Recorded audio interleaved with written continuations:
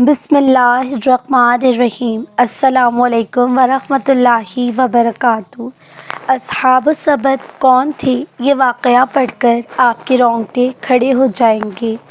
سمندر کے کنارے واقع ایک بستی جسے ایلا کہتے تھے، جو موجود بحر احمر کے ساحل پر مدین اور طور کے درمیان واقع تھی، میں ایک عجیب واقعہ پیش آیا جس کا ذکر اللہ نے اپنے کلام میں کیا۔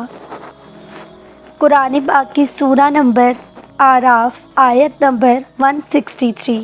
اعوذ باللہ من الشیطان الرجیم، بسم اللہ الرحمن الرحیم۔ ترجمہ: اور ان سے اس بستی کا حال پوچھو جو سمندر کے کنارے تھی، جب وہ ہفتے کے دن سے حد سے بڑھنے لگے اور ان کی مچھلیاں ہفتے کے دن ان کے سامنے سطح آب پر ظاہر ہو جاتی تھیں، اور جب ہفتے کا دن نہ ہوتا تو وہ ان کے پاس نہ آتی تھی۔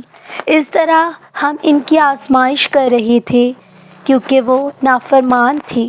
یہاں اصحاب سبت رہتے تھے جو یہودی قوم میں سے تھے۔ اللہ نے ان کے لیے ہفتے کا دن عبادت کے لیے مخصوص کیا اور انہیں دنیا کے امور میں مشغول ہونے سے منع کیا تھا، کیونکہ وہ باقی دنوں میں عبادت کی پابندی نہیں کرتے تھے۔ بنی اسرائیل کو ہفتے کے دن تجارت، صنعت اور مچھلی پکڑنے سے روکا گیا تھا۔ یہ اللہ کا ایک امتحان تھا کہ ہفتے کے دن مچھلیوں کی کثرت ہونے لگی، مگر وہ صبر نہ کر سکے اور انہوں نے ہیلے سے انہیں پکڑنا شروع کیا۔ ابن عباس اور دوسرے علماء کے مطابق یہودی اس زمانے میں ہفتے کے دن کی حرمت پر عمل پیرا تھے۔ مچھلیاں اس دن ان کی طرف سے امن و سکون سے آ جاتیں کیونکہ وہ انہیں باقی دنوں میں پکڑتے تھے۔ اللہ نے انہیں آزمائش میں ڈالا اور ہفتے کے دن مچھلیوں کو کثرت سے نہیں آزمایا۔ جب انہوں نے دیکھا تو انہوں نے مچھلیاں پکڑنے کے لیے حلیے کا سہارا لیا۔ ایک دن گاؤں کے ایک فرد کو مچھلی کھانے کی خواہش ہوئی تو شیطان نے اسے ایک ہیلا سکھایا۔ وہ ہفتے کے دن سمندر کے کنارے آیا اور ایک بڑی مچھلی کو دیکھ کر اس کی دم کو رسی سے باندھ کر کنارے پر لگا دیا، اور شام کو واپس آ کر مچھلی کو لے کر چلا گیا اور اسے بھون کر کھایا۔ جب اس کے ہمسائے اس سے پوچھنے آئے تو اس نے کہا کہ یہ محض ایک مچھلی کی کھال ہے جو اس نے بھون لی ہے۔ اگلے ہفتے اس نے یہی کام پھر کیا اور دوسروں کو بھی بتا دیا تو انہوں نے بھی اس کی تقلید شروع کر دی۔ بنی اسرائیل نے ہفتے کے دن مچھلی پکڑنے کے لیے نئے حلیے ایجاد کیے۔ بعض نے جمعے کے دن سمندر کے ساتھ جڑے ہوئے گڑھے کھودے تاکہ ہفتے کے دن مچھلیاں ان گڑھوں میں جمع ہو جائیں اور پھر آسانی سے پکڑی جا سکیں۔ یہ کام عام ہو گیا، یہاں تک کہ لوگوں نے اعلانیہ مچھلیاں پکڑ کر بازار میں بیچنی شروع کر دی۔ جب فاسقوں نے اعلان اس طرح مچھلی پکڑنا شروع کیا تو بنی اسرائیل کے علماء نے انہیں روکا اور ڈرایا، مگر وہ باز نہ آئے۔ چنانچہ نیک لوگوں نے ان سے الگ ہو کر ایک دیوار بنا لی اور ان کے ساتھ رہنا ترک کر دیا، جیسا کہ اللہ تعالیٰ نے ارشاد فرمایا۔ اور جب ان میں سے ایک جماعت نے کہا کہ تم نے ایسے لوگوں کو کیوں نصیحت کرتے ہو جنہیں اللہ ہلاک کرنے والا ہے یا انہیں سخت عذاب دینے والا ہے، انہوں نے کہا کہ یہ اس لیے کہ تمہارے رب کے سامنے معذرت کریں اور شاید کہ وہ پرہیزگار بن جائیں۔ چنانچہ قوم 3 گروہوں میں بٹ گئی۔ ایک وہ جو نافرمانی کرتے ہوئے ہفتے کے دن مچھلی پکڑنے لگے، ان کی تعداد تقریباً 70,000 تھی۔ دوسرا گروہ ان کو روکنے والا تھا جن کی تعداد 12,000 تھی، اور تیسرا گروہ وہ تھا جو نہ تو گناہ کرتے اور نہ روکتے تھے۔ پھر رات کو اللہ کا عذاب آیا اور فاسقوں کو سزا کے طور پر نوجوانوں کو بندر اور بوڑھی عورتوں کو خنزیر بنا دیا گیا۔ صبح جب نیک لوگ اپنے کاموں پر گئے تو فاسقوں کو وہاں موجود نہ پا کر حیران ہو گئے۔ جب انہوں نے دیوار پر چڑھ کر جھانکا تو دیکھا کہ فاسق بندر اور خنزیر بن گئے ہیں اور آوازیں نکال رہے ہیں۔ انہوں نے ان کے دروازے کھولے تو ہر بندر اپنے قریبی انسان کو دیکھ کر اس کے کپڑے سونگھتا اور روتا تھا۔ مسخ شدہ لوگ 3 دن تک زندہ رہے، نہ کچھ کھایا نہ کچھ پیا اور نہ ہی ان کی نسل چلی۔ اس طرح ان کی موت ہو گئی اور آنے والی قوموں کے لیے عبرت کا نشان بن گئے۔ یہ واقعات قرآن مجید میں محض ہماری عبرت کے لیے بیان ہوئے ہیں۔ اللہ تعالیٰ ہمیں ہمیشہ اور فرمانبردار بنا کر رکھے۔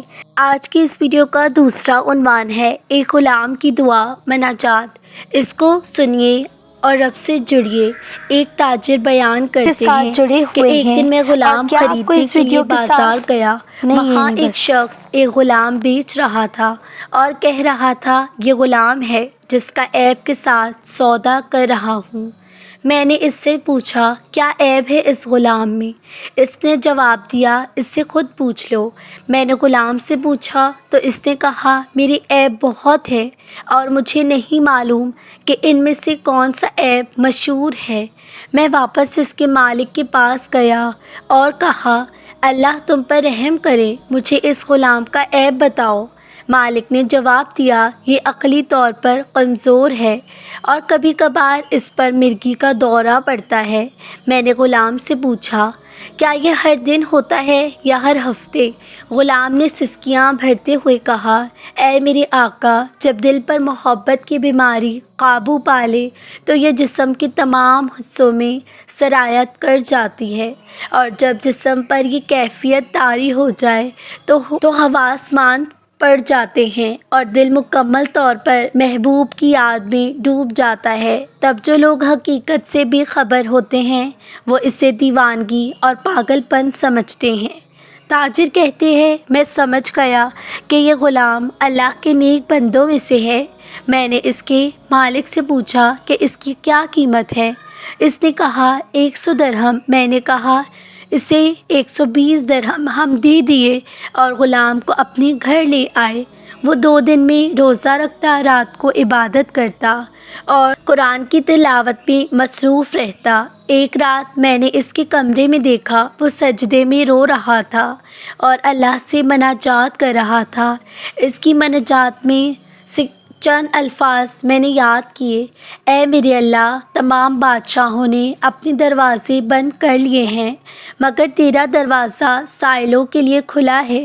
ستارے ڈوب گئے، آنکھیں سو گئی، مگر تو زندہ اور قائم ہے جسے نیند نہیں آتی۔ اے اللہ، تمام بستر بچھ گئے اور ہر محبوب اپنے محبوب کے پاس ہے، اور تو محنت کرنے والوں کا محبوب اور تنہائی میں رہنے والوں کا ساتھی ہے۔ اگر تو مجھے اپنی در سے دور کر دے تو میں کس کے پاس جاؤں؟ اگر تو مجھے اپنی پناہ سے محروم کر دے تو میں کس کے پاس جایا کروں؟ اگر تو مجھے عذاب دے تو میں عذاب کا مستحق ہوں، اور اگر تو مجھے معاف کر دے تو جو دو کرم کا مالک ہے۔ صبح میں نے غلام سے پوچھا، رات کو کیسا سوئے؟ غلام نے جواب دیا، وہ کیسے ہو سکتا ہے جو جہنم کے خوف میں ہو اور قہار کے سامنے پیش ہونے کا ڈر رکھتا ہو۔